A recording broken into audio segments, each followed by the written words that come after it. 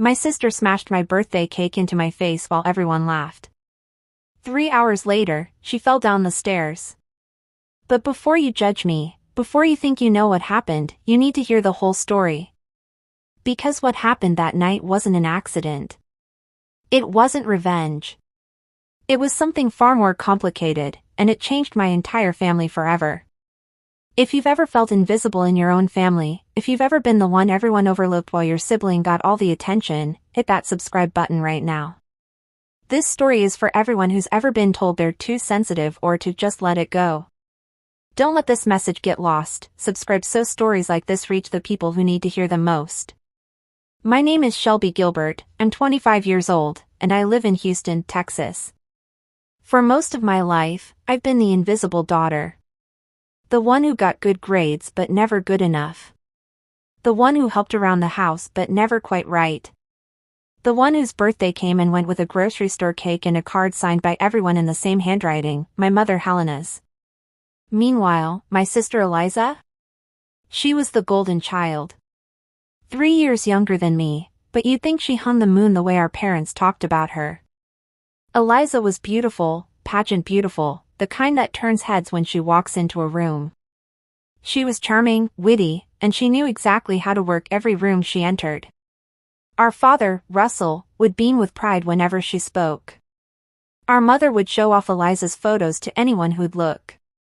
And me? I was just there. The responsible one. The boring one. The one who could be counted on to pick up the slack but never to shine. I learned to live with it. I told myself it didn't matter.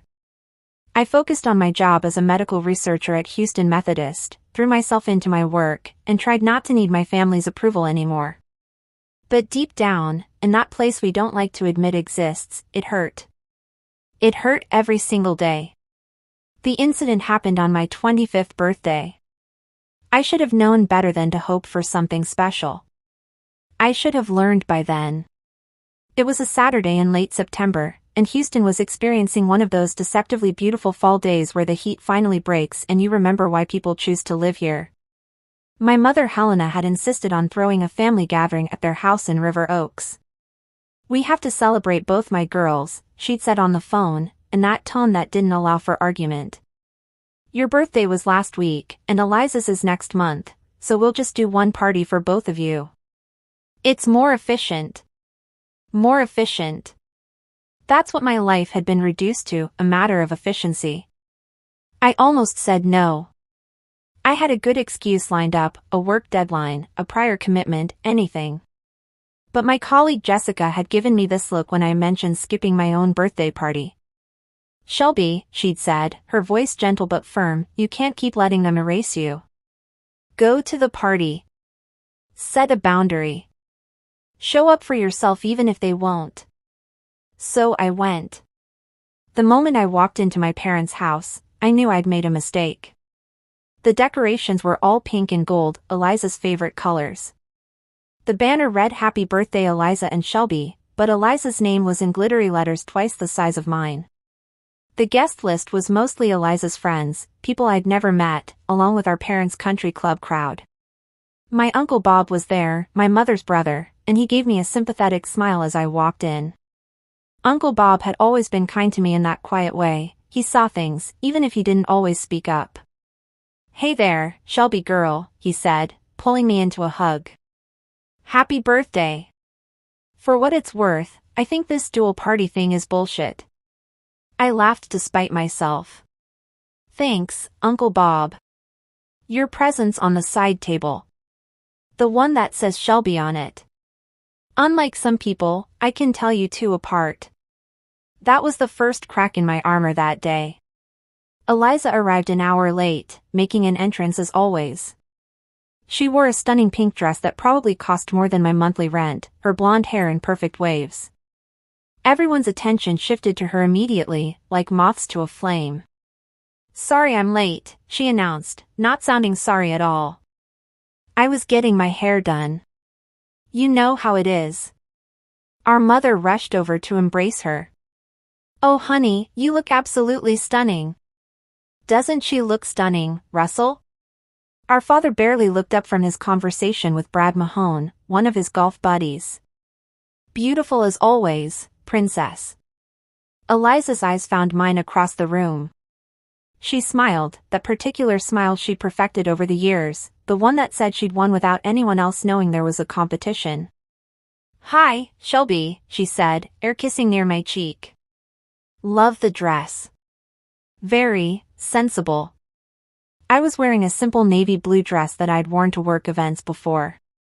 Compared to Eliza, I looked like I was attending a funeral.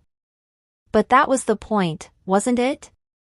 She shone brighter when I dimmed myself. "Thanks," I managed. "You look nice too." "I know," she said, and glided away to greet her admirers. The party progressed exactly as I'd expected. People congratulated Eliza, complimented her dress, her hair, her recent promotion at the marketing firm where our father had gotten her a job. I faded into the background, made small talk with my Aunt Linda and Uncle Bob, and counted down the minutes until I could leave. Then came the cake. My mother Helena emerged from the kitchen with a massive 3-tiered cake. It was gorgeous, professionally decorated with pink and gold flowers, Eliza's name in elegant script across the top tier. My name was there too, in smaller letters on the bottom tier, almost an afterthought. "Speech time," my mother announced, clapping her hands together. "Russell, honey, say something about our girls." My father stood up, drink in hand, and I realized he was already drunk. He'd been drinking since I arrived, probably before. "To my daughters," he began, his words slightly slurred. "Eliza, you've made us so proud. Landing that account with the Peterson Group, getting featured in that marketing magazine. You're going places, princess. Really going places." He paused, and for a moment I thought he might actually say something about me too. Something equally kind, equally proud. "And Shelby," he continued, you're doing fine too. Still at that research job. That's nice. Very stable. You know what they say, not everyone can be a star. Someone's got to be the solid, dependable one, right?" Laughter rippled through the crowd. Light, awkward laughter, but laughter nonetheless. Something inside me cracked. My colleague Jessica's words echoed in my mind, "Show up for yourself even if they won't." "Actually, Dad," I heard myself say, my voice steadier than I felt, "I was promoted to lead researcher last month. I'm heading up a team studying a new treatment protocol for autoimmune diseases. It could help thousands of people." The room went quiet. My father blinked at me, surprised. "Oh," he said. That's good, Shelby. Good for you." "You never asked," I continued, and now I couldn't seem to stop. "You never asked about my work, my life, anything. You have no idea what I do or why it matters." "But it does matter. It matters to me." My mother's face had gone pale. "Shelby, honey, this isn't the time." "When is the time, Mom? When would be a good time to matter in my own family?" Eliza laughed, a sharp, brittle sound. "Oh my God, Shelby, don't be so dramatic. It's just a birthday party. Why do you always have to make everything about you?" The irony was so thick I almost choked on it. "Make everything about me?" I repeated. "Eliza, when have I ever?" "Okay, everyone, let's just calm down and have some cake," my mother interrupted, her voice high and strained. She began cutting into the beautiful 3-tiered creation, serving the first piece to Eliza. That's when everything changed. Eliza took her piece, examined it with exaggerated interest, then looked at me with that smile again. That knowing, cruel smile. "You know what, Shelby," she said, loud enough for everyone to hear. "I think you need to lighten up. It's a party. Here, let me help you celebrate." Before I could react, before anyone could react, she smashed her piece of cake directly into my face. Frosting filled my nose, my eyes, my mouth. The room exploded with laughter, shocked at first, then genuine, rolling waves of it. I stood there, pink and gold frosting dripping down my navy dress, and listen to my family and their friends laugh at me. "Oh my God, Eliza," my mother gasped, but she was laughing too. "You're terrible."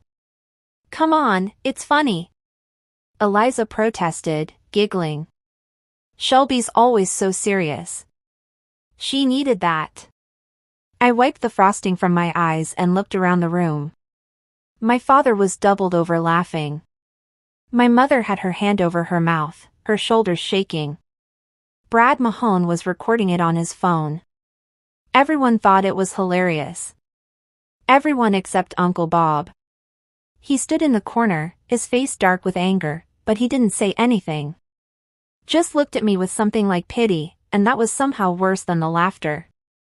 I didn't cry. I didn't yell. I didn't give them the satisfaction. I simply walked to the bathroom, cleaned myself up as best I could, grabbed my purse, and left. No goodbye, no explanation. I just walked out of that house and drove home to my apartment in silence. Behind me, I could hear Eliza's voice, still laughing. "Oh come on, Shelby, don't be like that. It was just a joke." A joke. My entire existence in that family was a joke. If you're still watching this, you understand what it feels like to be dismissed, to be told you're overreacting when someone hurts you. Before we continue with what happened next, and trust me, what happened next will shock you, please hit that subscribe button. These stories need to be told. These experiences need to be validated. Don't scroll past. Your subscription means someone else who feels invisible will find this and know they're not alone. Now, let me tell you about the fall. I didn't hear about it until the next morning. My phone rang at 6:47 a.m. I was still in bed, having spent most of the night alternating between crying and staring at the ceiling, questioning every relationship in my life. When I saw my mother's name on the caller ID, I almost didn't answer. But something made me pick up. "Shelby?" My mother's voice was strange, tight with an emotion I couldn't place. "Shelby, you need to come to the hospital. It's Eliza." My heart stopped. "What happened?" "She fell. Last night, after you left. She fell down the stairs. She's in bad shape, honey. You need to come." I was in my car within 10 minutes, still in my pajamas with a jacket thrown over them. Memorial Hermann Hospital was a 20-minute drive that I made in 12. I found my parents in the ICU waiting room. My father looked like he'd aged 10 years overnight. My mother's makeup was smeared, her usually perfect hair disheveled. "What happened?" I demanded. "How did she fall?" My father looked up at me with hollow eyes. "We don't know." Everyone had left except family. Bob and Linda had just driven away. Eliza was upstairs in her old room, she was going to sleep over. She came out into the hallway, and then... He made a helpless gesture. She just fell. Tumbled all the way down. Hit her head on the marble floor in the entryway. "Is she going to be okay?" "They don't know yet," my mother whispered. "She has a severe concussion, broken ribs, a fractured arm. They're still running tests." We sat in that waiting room for hours. The uncomfortable plastic chairs, the fluorescent lights, the smell of antiseptic and fear. My parents barely looked at me. I wasn't sure if it was shame about the party or just that, even now, Eliza took up all the space. It was around noon when Dr. Richard Flannery, the neurosurgeon, came out to talk to us. "She's stable," he said, and my mother collapsed with relief into my father's arms. "But she's going to have a long recovery. The concussion is severe. There may be some memory issues, some cognitive challenges in the short term. We'll know more in the coming days." "Can we see her?" my father asked. "Soon.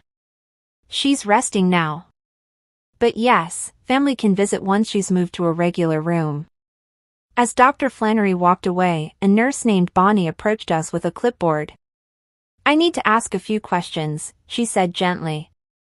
"About how the accident happened. It's standard procedure.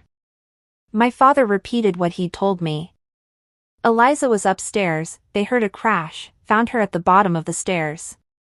Was she intoxicated? Bonnie asked. My parents exchanged glances. She'd had a few drinks, my mother admitted. It was a party. Had she been upset about anything? Any arguments? Another glance. This time my mother's eyes flicked to me. No, my father said firmly. No arguments.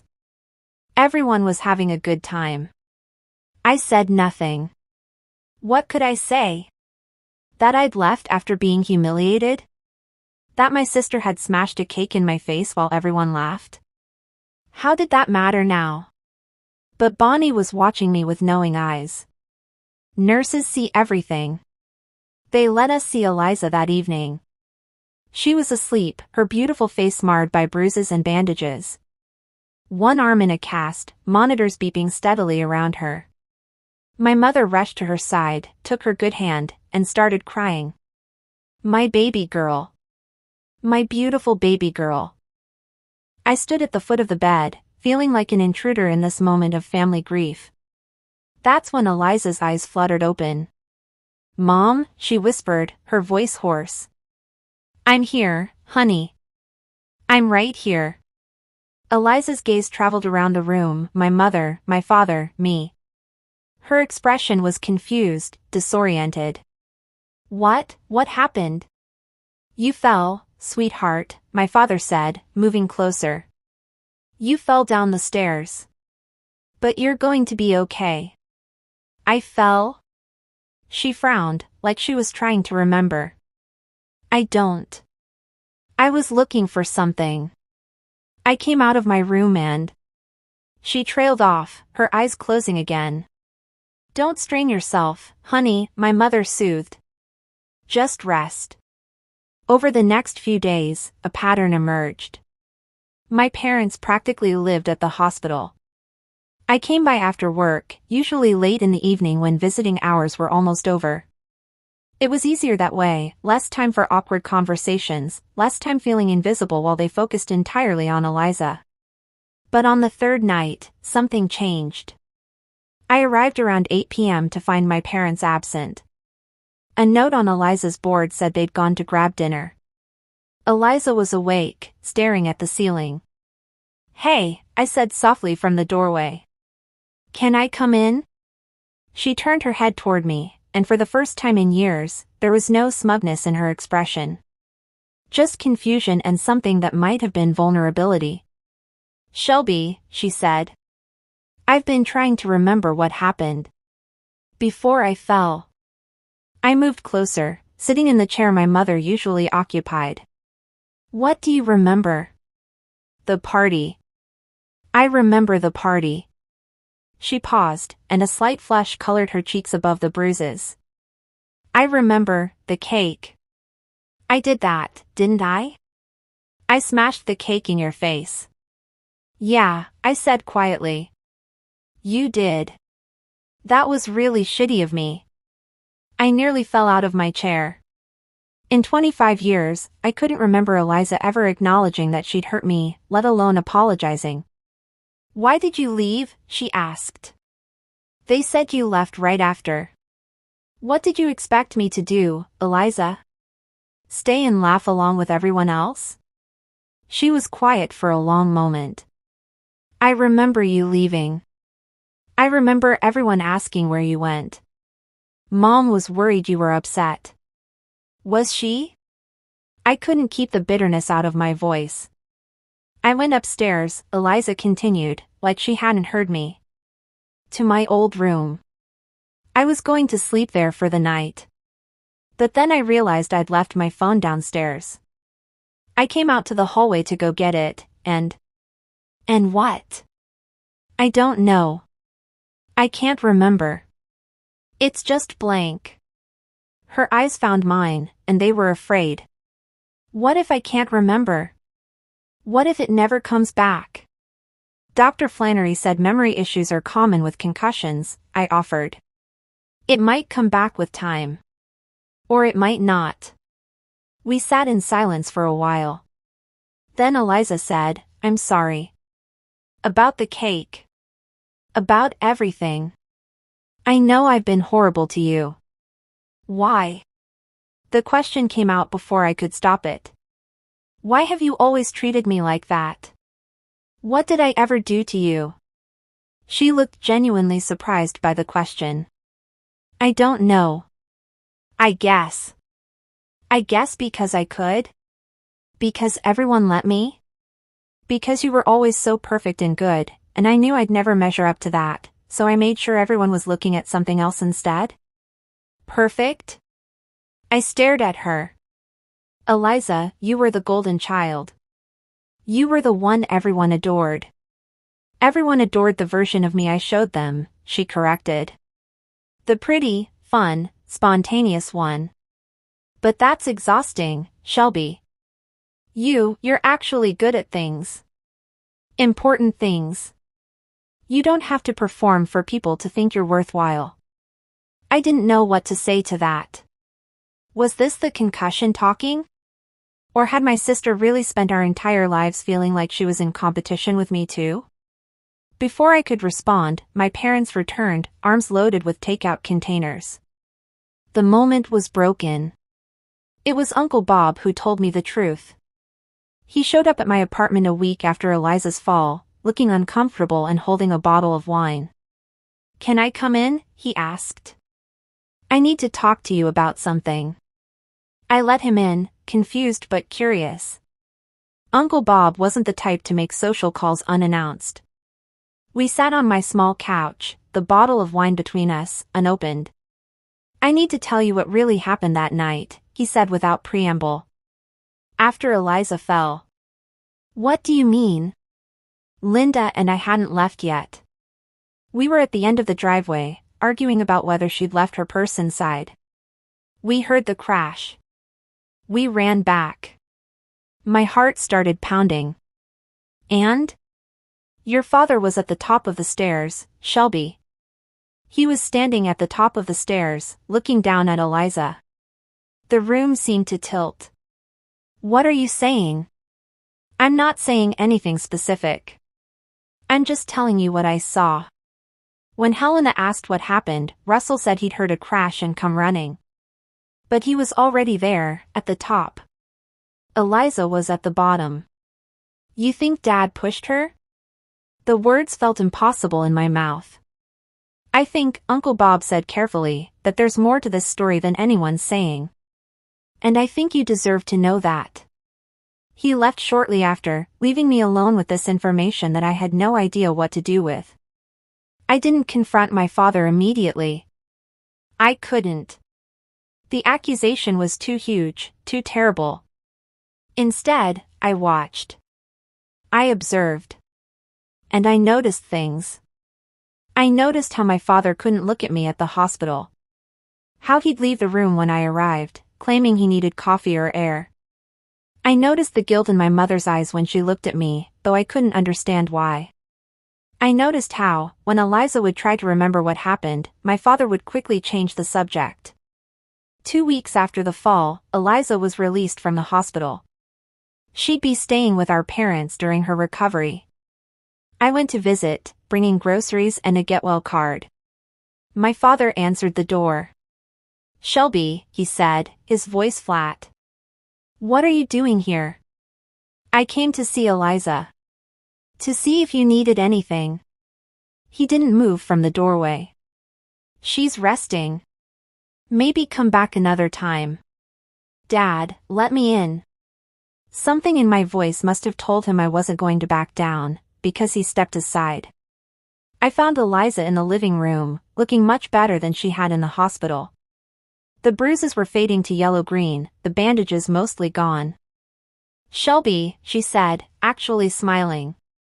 I'm glad you're here. Mom just went to pick up my prescriptions. How are you feeling? Better. Bored, mostly. The doctor says I can't go back to work for another month at least. She paused. I've had a lot of time to think. About what? About us. About our family. About how messed up everything is. My father appeared in the doorway, holding a glass of scotch even though it was only 2 p.m. Eliza needs her rest, he said. Dad, I'm fine, Eliza protested. I want to talk to Shelby. Well, Shelby doesn't have time to stay, my father insisted. She has her important job to get back to. There was something in his voice, something brittle and mean that I'd never heard directed at me so nakedly before. Actually, I said, I have something to ask you, Dad. Uncle Bob told me he saw you at the top of the stairs. Right after Eliza fell. He said you were already there. The color drained from my father's face. Bob doesn't know what he saw. He was halfway out the door. Were you there? Shelby, stop this, he said, his voice rising. Your sister fell. It was an accident. Why are you trying to make it into something it's not? Because nothing in this family is ever what it seems. I shot back. Because you've lied to me my entire life about who matters and who doesn't. That's not fair. Isn't it? When was the last time you asked about my life, Dad? When was the last time you celebrated something I did? When was the last time you looked at me and saw me, not just the boring responsible daughter you can ignore? Eliza was watching us with wide eyes. Dad, were you there? My father's jaw tightened. For a long moment, he didn't speak. Then. Yes. I was there. The admission hung in the air like smoke. I heard you leave that night, he continued, his voice hollow. After the cake thing. I heard your car start, and I realized what Eliza had done. What we'd all done. I went upstairs to talk to her, to tell her she'd gone too far. And? I prompted when he didn't continue. And we argued. She told me I was being ridiculous, that it was just a joke, that you were too sensitive. I told her she'd been cruel her entire life and we'd enabled it. She got angry, said I was only saying that because I was drunk. She was right, I was drunk. I am always drunk lately. His hands were shaking. He set down the glass. She stormed out of her room, headed for the stairs. I followed her. I was still yelling, telling her she needed to apologize to you, that she needed to grow up and take responsibility. She turned around at the top of the stairs to yell back at me, and she was crying, and she said. His voice broke. She said, You've never loved me as much as you love her, have you? I've spent my whole life trying to make you proud, and it's never been enough, because I'm not Shelby. I felt like I'd been punched in the stomach. What? I whispered. She was crying, not looking where she was going, and she stepped back. Just lost her footing on the top step. I reached for her. God, Shelby, I reached for her. But I was too slow, too drunk, too useless. She fell. She fell because of me. Eliza was crying now, silent tears streaming down her face. You thought I didn't love you? My father asked her, his voice breaking. Princess, how could you think that? Because you never said it, Eliza whispered. You'd brag about me to your friends, show me off like a trophy, but you never just told me I was enough. I had to be beautiful, successful, perfect. Meanwhile, Shelby could just exist and you'd be proud of who she was as a person. That's not true, I said, but even as I said it, I wasn't sure. Isn't it? Eliza looked at me. Why do you think I treated you the way I did? Because you had the one thing I wanted and didn't even know it. You had their respect. I just had their attention. My mother came home to find all three of us in tears. What's going on? She demanded, setting down shopping bags. Russell, what did you do? He told us the truth, I said. About the night Eliza fell. My mother's face went pale. Oh. You knew? I stared at her. You knew he was there? Linda saw him, my mother admitted quietly. She told me what Bob saw. Russell and I discussed it. We decided it was better to let everyone think it was just an accident. It was an accident, my father said. But I was responsible. I was drunk, I was angry, I pushed her to the edge. Literally, Eliza said with a bitter laugh. God, we're a mess. My mother sat down heavily on the couch. We are a mess.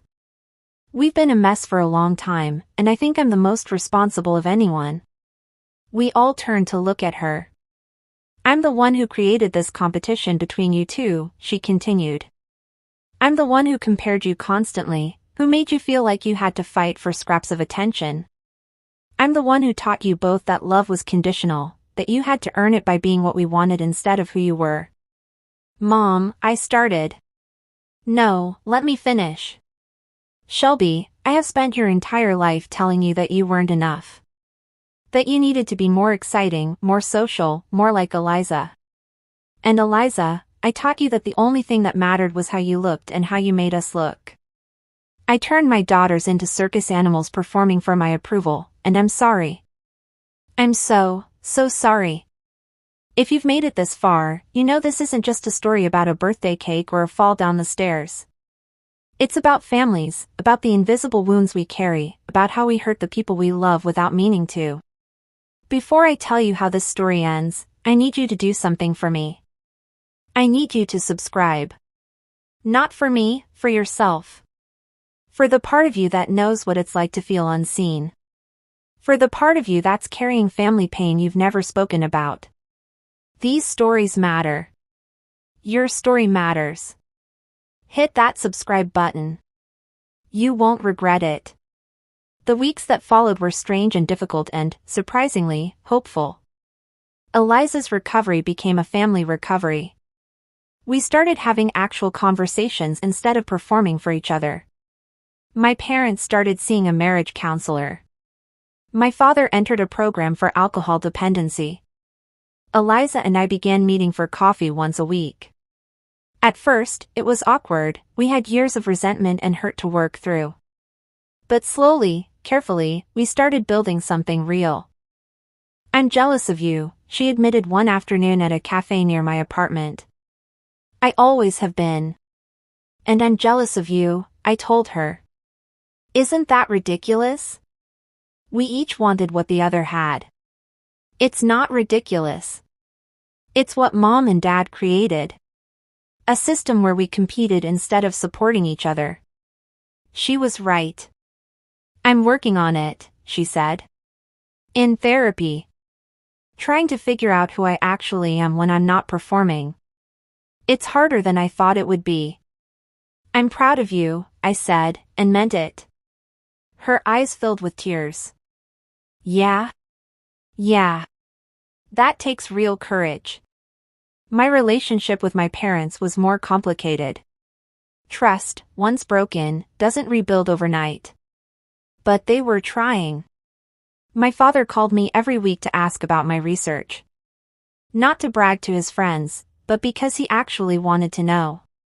My mother sent me articles about autoimmune diseases, asked questions about my work, remembered details from previous conversations. It wasn't perfect. We still had bad days, still fell into old patterns sometimes. But it was better. It was real. 6 months after the fall, my 26th birthday rolled around. I didn't expect anything. I told my parents I was planning a quiet dinner with friends, Jessica, my colleague Peter, a few others from work. Nothing family-related. But on the morning of my birthday, my phone rang. It was my mother. Don't make plans for tonight, she said. Please. We want to do something for you. Just you. Eliza's birthday isn't until next month. This one is all yours. I almost said no. Almost protected myself from potential disappointment. But Jessica's words from a year ago echoed again, show up for yourself. Okay, I said. What time? That evening, I drove to my parents' house with my stomach in knots.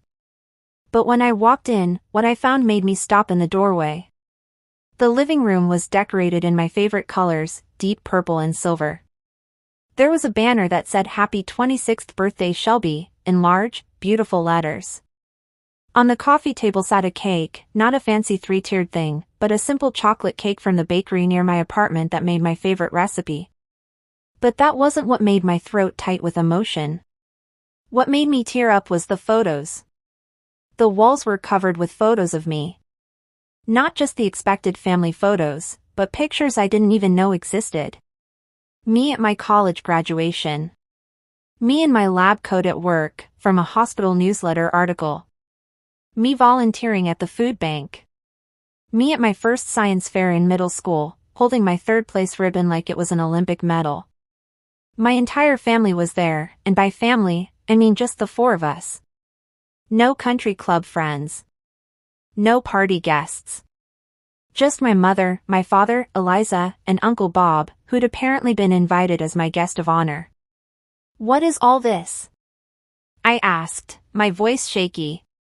My mother came forward and took my hands. "This is us trying to show you that we see you.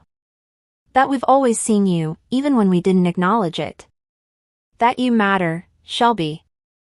You've always mattered." My father stepped forward next. He looked sober, healthy, present in a way I'd never seen him before. "I printed those photos," he said, gesturing to the walls. "I spent weeks going through our albums, finding pictures of you, moments I'd overlooked or forgotten. And looking at them all together, I realized something. You are the best thing I've ever had a hand in creating. Not because of your accomplishments, though those are impressive. But because of who you are. You're kind. You're dedicated. You're genuine. And I'm sorry it took me almost losing both my daughters to see what was right in front of me." I was full-on crying now. Eliza came forward and hugged me tight. "This is your day," she whispered. "No sharing. No compromises. You deserve to be celebrated." We had dinner, Chinese takeout, my favorite. We ate chocolate cake.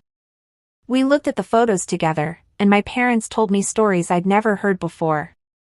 Stories about how proud they'd been when I'd learned to read before kindergarten. How they'd bragged to their friends about my perfect attendance in school. How my father had kept every article I'd ever published in medical journals, even though he'd never told me. "Why didn't you tell me?" I asked him. "If you were proud, why didn't you say it?" "Because I'm an idiot," he said simply. "Because I thought providing for you was enough. Because I didn't know how to express emotions, so I didn't. Because I thought you knew. But I didn't. I know that now. And I'm going to spend the rest of my life making sure you do." It wasn't a fairy tale ending. It wasn't all the years of hurt erased in one evening. But it was a beginning. A real one. A year has passed now since Eliza's fall. Since the birthday party that changed everything. Eliza is back at work, but she left the marketing firm. She's working at a nonprofit now, using her skills to help small businesses owned by women and minorities. She says it's more fulfilling than anything she's done before. She's also engaged to a guy named Gabriel who works in education and loves her for who she actually is, not who she pretends to be. My father has been sober for 10 months. He goes to AA meetings twice a week and actually talks about his feelings now. It's awkward and uncomfortable, but he's trying. My mother volunteers at a women's shelter, working through her own childhood issues about worth and appearance. She's in therapy too, learning to be a person instead of a performance. And me? I'm still doing my research.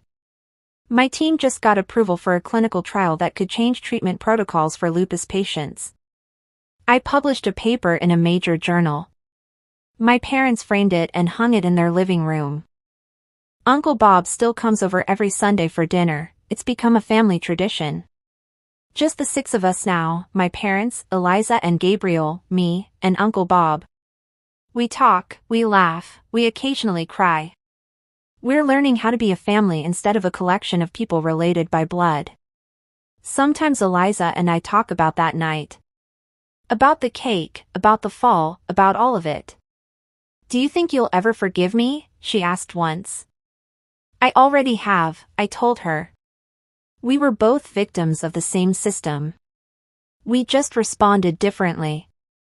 Do you think you'll ever forgive Dad? That one was harder. I think so. I'm working on it. Forgiveness isn't a one-time thing. It's a choice you make over and over again. She nodded. I'm glad you stayed that night at the hospital. When I woke up and saw you there, even after everything, I realized you were the only person in my life who'd ever shown up for me without conditions. Even when I didn't deserve it. You're my sister, I said simply. That doesn't go away just because you were awful to me. She laughed, then got serious again. Was it worth it? All this pain, all this mess, to get to where we are now? I thought about it. Really thought about it. I don't think the pain was worth it, I said finally. But what came after, this honesty, this real connection, this family we're building, that's worth everything. People ask me sometimes if I think Eliza's fall was an accident or divine justice or karma or whatever you want to call it. The truth is, it doesn't matter. What matters is what we did with it. We could have let it destroy us. Could have let it cement all our old patterns, our old hurts.